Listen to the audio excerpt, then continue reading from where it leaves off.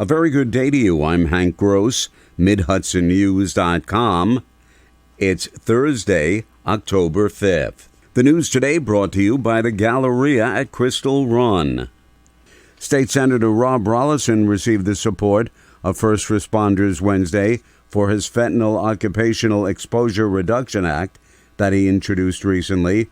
Rolison and State Senate Minority Leader Robert Ort gathered at the City of Poughkeepsie Police Headquarters with police, fire, and corrections officials to explain the dangers posed to first responders when they encounter the deadly opioid. Introduced in September, the bill would charge suspects who expose first responders to fentanyl during a rescue, search, or arrest with felony aggravated reckless endangerment. If convicted, the offenders, labeled death dealers by Senator Ort, could be sentenced to 15 years in prison if convicted under Rollison's bill. Cleanup is about to begin to address contaminated soils related to former operations at the former C&D Power Systems property between Route 209 and a tributary of the Neversink River and the hamlet of Huguenot in the town of Deer Park, the State Department of Environmental Conservation announced. The estimated cost to remediate the property is $9.4 million, and the work is expected to take 12 months. The former manufacturing facility is currently inactive, is zoned for commercial use, and fenced in. It includes a large unoccupied industrial building and a 175-foot diameter wastewater treatment lagoon. Groundwater is about 30 feet deep, flowing toward a tributary. The primary contaminants of concern are PCBs and metals, lead and cadmium.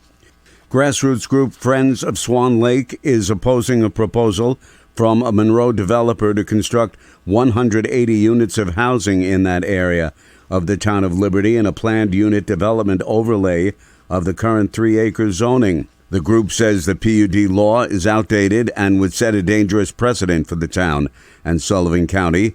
Group spokeswoman Cora Edwards, who's a former county legislator, said there are also environmental concerns should the project move forward. The environmental issues is that Swan Lake is a very delicate environment that has on the DEC environmental resource mapper shows extensive protected wildlife and extensive federal and state wetlands adjacent to the lake, where they want to build a wastewater treatment plant. And the waters of Swan Lake are very clean and pure and sustain an eagle population, American bald eagle population. Liberty Supervisor Frank DeMeo says the town may be able to protect its natural resources should the project be approved, as the owner has possession of another parcel adjacent to the 79 acres under consideration for development. One of the things that we're taking into consideration is the possibility of him donating all or part of that parcel and creating a conservation easement, which means it would be forever wild. Should the town board approve the planned unit development, and DeMeo said at this point they don't have a lot of facts about it, the planning board would then address the issue of how it would impact the town. The 180 acres of housing are proposed to be constructed as 90 duplexes. More news right after this. Find over 100 retailers allowing you to spend hours shopping safely at the Galleria at Crystal Run.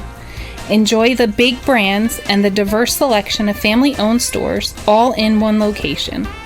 The Galleria at Crystal Run offers dining options for everyone with Fuji, 110 Grill, Allen's Mediterranean Grill, and Peru Cuisine. Discover the Mid-Hudson Valley's premier shopping, dining, and entertainment destination, the Galleria at Crystal Run. For more information, follow us on Instagram, Facebook, or visit GalleriaCrystalRun.com. The Kingston Community Solar Program has begun with open enrollment for eligible City of Kingston residents. The solar program connects residents to a local solar farm, reducing their electricity costs through solar credits on their utility bills. The program, which is open to low to moderate income and state-designated disadvantaged community households, can result in an up to 15% savings on participants' monthly electric bills. over 6,000 households in the city of Kingston, or 67% of the total, are eligible to participate and encouraged to enroll in the program. Residents will be subscribed on a first-come, first-served basis. Space is limited to about 550 households. A Port Ewan man was arrested Tuesday by state police for unlawful surveillance, unlawful dissemination, or publication of an intimate image and aggravated harassment. Police said after receiving a complaint, they determined that 44-year-old Joshua Sickler disseminated intimate images of a victim. He was arraigned and remanded to the Columbia County Jail without bail.